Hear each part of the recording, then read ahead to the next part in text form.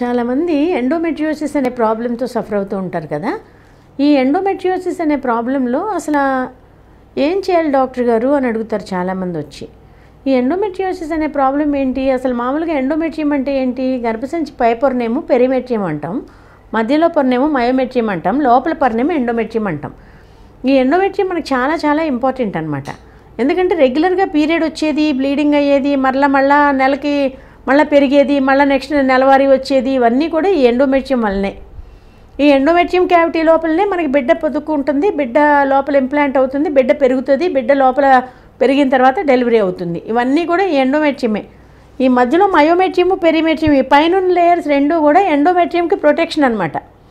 ఈ మయోమెట్రియం ఏం చేస్తుంది, ప్రెగ్నెంట్గా ఉన్నప్పుడు చక్కగా ఇంతలాగా పెరిగిపోయే ఎక్స్పాన్షన్ కెపాసిటీ చాలా ఎక్కువగా ఉంటుంది దానికి, నార్మస్ ఎక్స్పాన్షన్ కెపాసిటీ. సో దానివల్ల ఏమవుతుంది, ఎక్స్పాండ్ అవుతుంది, అయినా కూడా ప్రొటెక్షన్ ఇస్తుంది బిడ్డకి లోపల.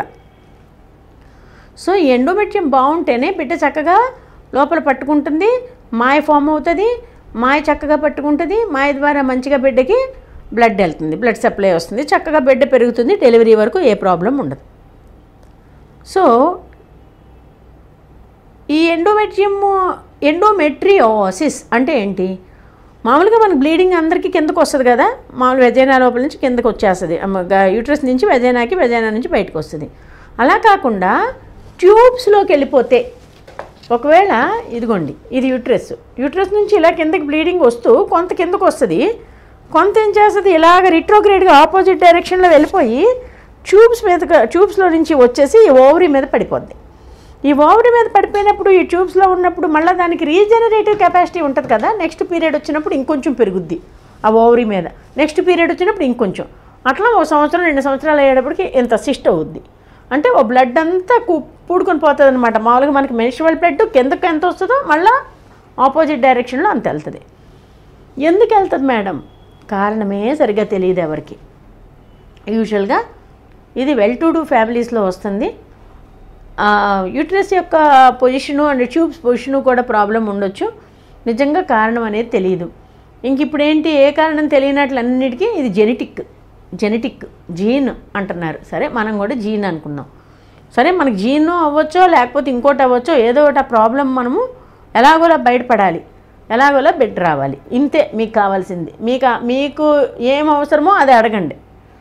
సో ఇప్పుడు ఈ ఎండోమెట్రియోటిక్ సిస్టు, లేకపోతే చాక్లెట్ సిస్టు, లేకపోతే బ్లడ్ సిస్టు, ఇదంతా జిగురుగా ఉండడం వల్ల ఏమవుతుంది, ఆ లోపల ఉన్న ఓవరీ లోపల ఉన్న మంచి ఎగ్స్ని అన్నింటినీ పాడు చేసి పడేస్తుంది, స్పాయిల్ అయిపోతాయి, హార్మోన్స్ ప్రాబ్లమ్స్ వచ్చేస్తాయి, భార్యాభర్తలు కలిసినప్పుడు నొప్పి వచ్చేస్తుంది విపరీతంగా, అలాగే పీరియడ్ వచ్చినప్పుడు పిచ్చగా నొప్పి వస్తుంది, ఇవన్నీ ఉంటాయి. కొంతమందికి అవి కూడా ఏముండవు, ఆ లోపల ఎండోమెట్రియోసిస్ ఆ ప్రాసెస్ జరుగుతూనే ఉంటుంది, ఆ బ్లడ్ సిస్టులు ఫామ్ అవుతుంటే వీళ్ళకైతే ప్రాబ్లం ఏం తెలియదు.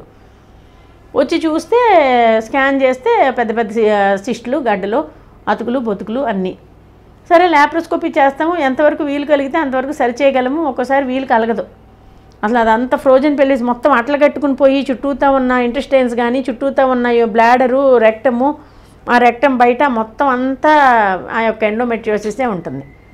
ఒక్కోసారి రెక్టం మీద కనుక ఎండోమెట్రియోటిక్ డిపాజిట్స్ ఉంటే విపరీతమైన పెయిన్ వస్తుంది డెఫికేషన్ అప్పుడు, అంటే ఈ స్టూల్స్ పాస్ చేసేటప్పుడు చాలా పెయిన్ వస్తుంది. అట్లా కొంతమందికి యూరిన్ పాస్ చేసేటప్పుడు మామూలుగా లోపల బ్లాడర్ మీద కనుక ఎండోమెట్రియోసిస్ చూస్తుంటే ఏమవుతుందంటే మరలా నెలసరప్పుడు యూరిన్లో కూడా బ్లీడింగ్ అవుతుంది. ఇట్లా రకరకాలు. సరే ఇవన్నీ వేస్ట్లు నేను చెప్పి మిమ్మల్ని భయపెట్టకూడదు. సో ఎండోమెట్రియోసిస్ ప్రాబ్లం ఉన్నప్పుడు డెఫినెట్గా మీరు ట్రీట్మెంట్ ఎంత ఫాస్ట్గా వీలుంటే అంత ఫాస్ట్గా తీసుకోవాలి. పిల్లల కోసం ఎస్పెషల్లీ మెడికల్ ట్రీట్మెంటే తీసుకోవద్దు అసలు. గబగబా ఏమన్నా ట్యాబ్లెట్లు తీసుకుని ఐయుఐ చేయించుకుని వచ్చిందా దేవుడు దయ మీకు, అది ఏదో గ్రేడ్ 1, 2 ఎండోమెట్రియోసిస్లో ఏదన్నా మనం ట్రై చేయొచ్చు. అలా కాదు, బాగా కొంచెం సిస్టులు ఏర్పడిపోయినాయి, గ్రేడ్ 3లోకి వచ్చేసింది, చాక్లెట్ సిస్ట్ ఏర్పడిపోయినాయి రెండేపులా, మంచి ఓవరీస్, మంచి ఎగ్స్ కనిపించట్లేదు, ఓవేరియన్ టిష్యూ మొత్తం సిస్ట్ అయిపోయింది, ఏం చేయాలి?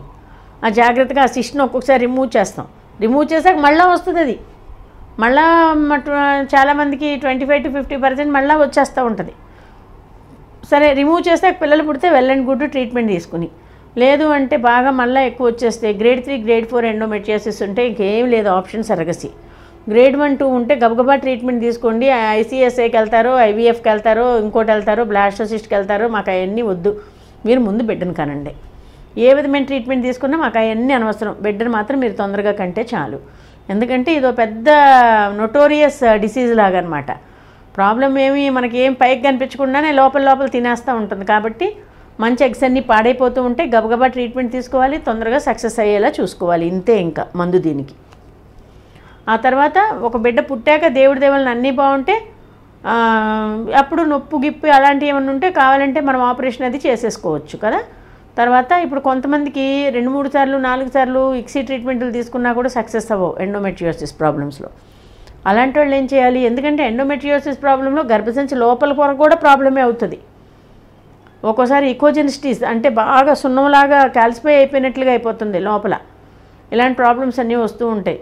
దానివల్ల అప్పుడేం చేయాలి? ఇంకా సరగసి ట్రీట్మెంట్ ఒకటే మందు, ఇంకా వేరే మందు లేదు. గ్రేడ్ 3 గ్రేడ్ 4 ఎండోమెట్రియోసిస్లో ఫ్రోజన్ పెల్విస్ అయిపోయి మొత్తం అట్ల కట్టుకుని ఉండిపోతే డెలివరీకి కూడా ప్రాబ్లమే, ఆపరేషన్ చేయడం కూడా కష్టమవుతుంది. కాబట్టి ఇంకా అలాంటి కేసెస్లో మాత్రం దాని ఎన్నోసార్లు సక్సెస్ కూడా అవ్వలేదు, మనకి ఐవీఎఫ్ ఇక్సీ ట్రీట్మెంట్లు సక్సెస్ అవ్వలేదంటే డెఫినెట్గా మీరు మంచిగా దీనికి వెళ్ళిపోండి, ఇంకా సరగసీకి వెళ్ళిపోండి. ఇంకా వేరే మార్గం లేదు. సో ఎండోమెట్రియోసిస్ రాగానే గుర్తుపెట్టుకోండి, మంచి డాక్టర్ దగ్గరికి వెళ్ళి ప్రాపర్గా ట్రీట్మెంట్ తీసుకోవాలి.